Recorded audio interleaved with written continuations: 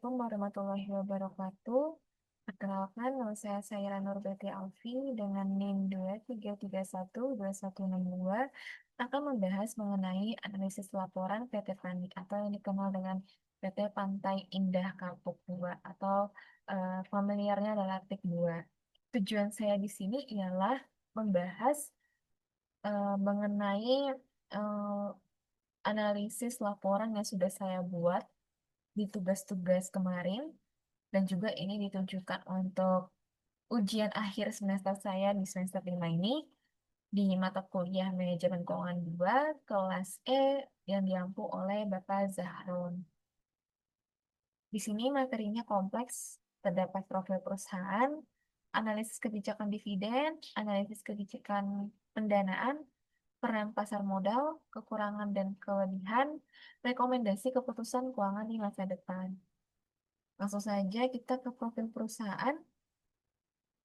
Sesuai dengan Akta Pendirian Perseroan Terbatas nomor 13 pada tanggal 8 September tahun 2000, PT PANI itu resmi didirikan dan dibuat di hadapan oleh Notaris Jakarta bernama Ivone Boneta Sinyal SH, ya, sarjana hukum, yang telah disahkan oleh Menteri Kehakiman dan Hak Asasi Manusia Republik Indonesia berdasarkan surat keputusan nomor C 20932 HT 0101 tahun 2002. PT PANI hadir dalam bidang usaha perusahaan holding dan industri kemasan kaleng dan melalui entitas anak berupa real estate, industri pengolahan hasil perikanan, serta jasa pembukuan penyimpanan di kamar pendingin atau cold storage. Lalu perusahaan ini melakukan transformasi yakni dengan mengubah statusnya menjadi perusahaan publik dengan penawaran IPO di BEI sejumlah 108 juta rupiah dan saham tercatat sebanyak 150 juta saham.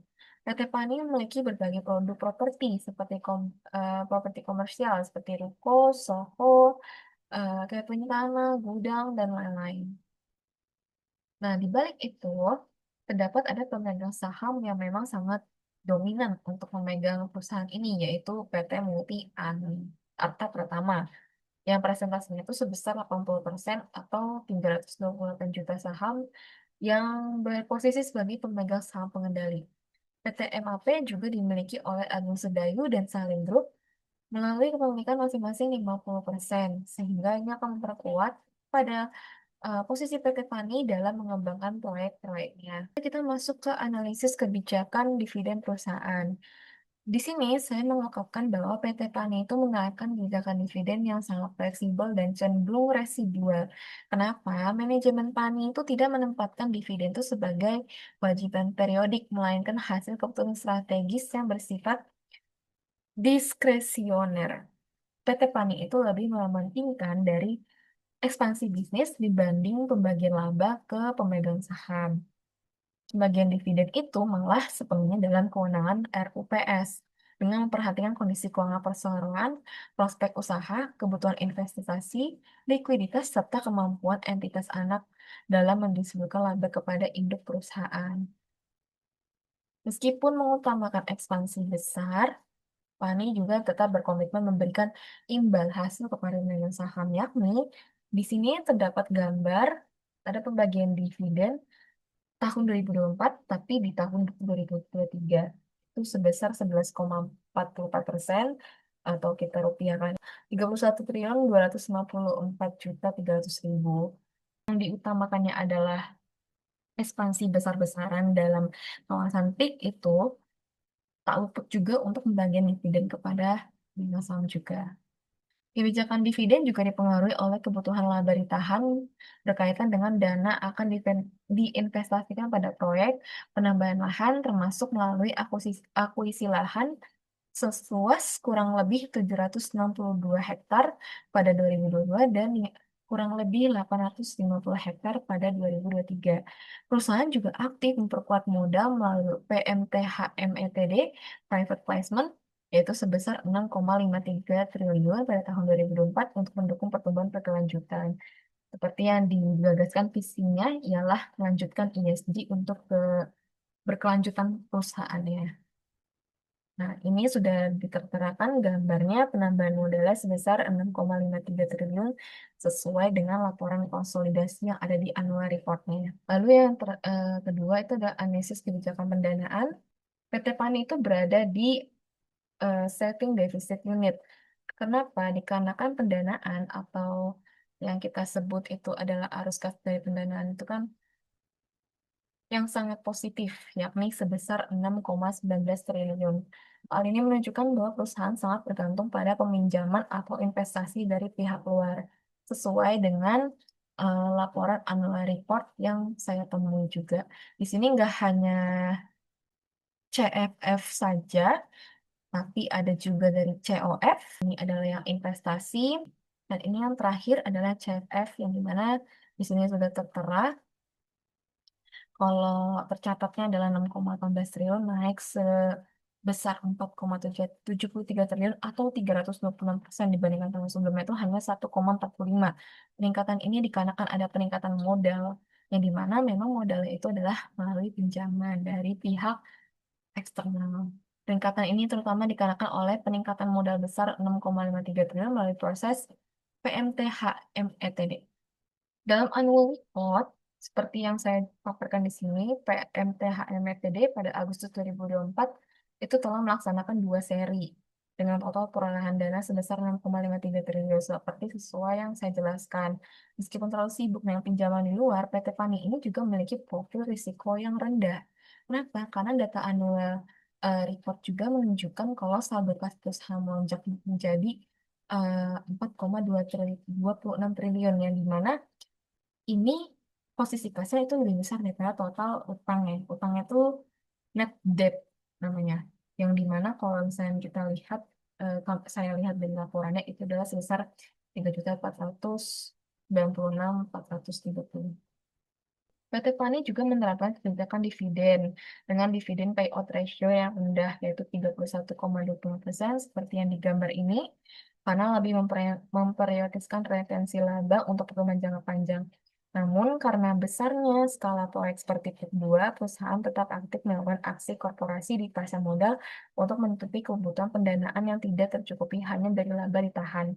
Strategi ini menggabungkan manajemen kas yang konservatif dengan ekspansi agresif, sehingga perusahaan yang mampu mendanai proyek strategis namun tetap menjaga kesehatan finansial pada posisi yang kas yang kuat. Perampasan modal itu ternyata ada dua, yaitu menutupi kekurangan arus kas operasional atau CPO, dan juga instrumen strategis untuk mendukung fleksibilitas finansial. Karena CVO itu tercatat minus sebesar 4,45 triliun pada tahun 2004, sehingga pasar modal itu menjadi jembatan untuk menutup celah likuiditas tersebut melalui aksi korporasi besar seperti PMTHMETD atau kita sebut saja private placement yang berhasil mengimpor data sebesar 6,53 triliun seperti yang kita bahas tadi 6,53 triliun. Karena dia melakukan dua seri ya. Lalu yang kedua adalah instrumen strategis untuk mendukung fleksibilitas finansial sesuai dengan penerapan teori kompromi yang disebutkan dalam makalah saya sendiri dengan masuknya saham PANI di dalam indeks-indeks bergengsi kayak IDX 80, Kompas 100, dan lain-lain yang ada di sini yang saya jabarkan, ada ISI, JII, dan lain-lain tercatat dalam laporan tahunan. Pasar modal memberikan sinyal positif dan kredibilitas tinggi di mata investor global dengan karena adanya tercatat saham panik ke indeks-indeks yang memang itu sudah bergengsi dan sudah terpercaya di investor global, tentunya ini akan menjadi nilai positif bagi PT PANI. Dengan itu, ini akan memungkinkan perusahaan untuk tetap melakukan retensi laba demi investasi jangka panjang tanpa harus kehilangan dukungan finansial dari pihak luar. Bahas mengenai kekurangan dan kelebihan. Pada analisis kebijakan dividen PT PANI menerapkan kebijakan dividen yang bersifat residual, di mana pembagian laba dilakukan hanya setelah seluruh kebutuhan pendanaan untuk proyek investasi dan ekspansi itu terpenuhi. Karena pada dasarnya visinya itu memang seperti itu. Lebih mementingkan ekspansi dibanding pembagian laba. Jadi manajemen memandang dividen bukan sebagai kewajiban tetap, melainkan keputusan strategis yang bergantung pada ROPS dan kondisi likuiditas perusahaan. Tahun 2024, perusahaan menetapkan payout rasio sebesar 11,44% atau 31,20 miliar. Sebuah angka yang dianggap moderat untuk menjaga keseimbangan antara kepercayaan investor dan kebutuhan internal untuk proyek strategis seperti akuisisi lahan seluas kurang lebih 1.600 hektar dan pengembangan kawasan PIK 2. Dengan itu, kita bisa melihat kelebihannya ada di keberlanjutan ekspansi, fleksibilitas finansial, peningkatan nilai panjang, dan kredibilitas pasar. Kurangannya yaitu meliputi daya tarik investor dividen itu rendah. Kenapa? Dikarenakan pembagian dividennya itu akan dipentingkan setelah ekspansi tersebut sudah terpenuhi. Dan juga nantinya ini juga akan ketergantungan modal luar dikarenakan dengan pengembangan ekspansi yang besar-besaran dan fokusnya itu tentu saja perusahaan PT Panik ini juga membutuhkan modal yang lebih besar dan pinjaman yang lebih besar dari pihak eksternal. Yang kedua, ada analisis kebijakan pendanaan. PT PAN itu berada pada posisi saving deficit unit, di mana arus kas operasional tahun 2024 mengalami defisit 4,45 triliun. Hal ini mengindikasikan bahwa pendapatan rutin belum mampu menutup biaya operasional dan pembangunan yang agresif. Sebagai solusinya, perusahaan sangat bergantung pada arus kas pendanaan yang mencapai 6,19 triliun, terutama melalui aksi private placement sebesar 6,53 triliun. Lalu bagaimana dengan kelebihannya? Kelebihannya itu adalah profil risikonya akan menjadi lebih rendah, beban bunganya jadi minim, dan implementasi teori kompromi, seperti yang tadi dijelaskan. Kekurangannya apa? Meliputi kinerja operasional negatif dan dilusi saham. Penggunaan private placement itu yang berulang juga berpotensi mendilusi presentase yang kepemilikan pemegang saham lama jika mereka tidak berpartisipasi. Terus kinerja operasional itu negatif. Kenapa? Defisit arus kas operasional yang membengkak itu menunjukkan tantangan besar dalam mencapai titik impas operasional dalam fase konstruksi. Lalu bagaimana rekomendasinya agar kalau keputusan keuangan di masa depan itu lebih baik, yakni dengan optimalisasi struktur modal, yaitu PT PANI mengingat saat ini memiliki net debt negatif, perusahaan harus punya ruang yang sangat luas untuk mulai menggunakan instrumen utang berbunga rendah. Lalu yang kedua, percepatan siklus konversi kas, berdefisit arus kas operasional CEO sebesar 4,45 triliun adalah sinyal bahwa perusahaan harus mempercepat pengakuan pendapatan dan penagihan dari unit-unit properti yang telah terjual. Lalu diversifikasi instrumen pendanaan di pasar modal.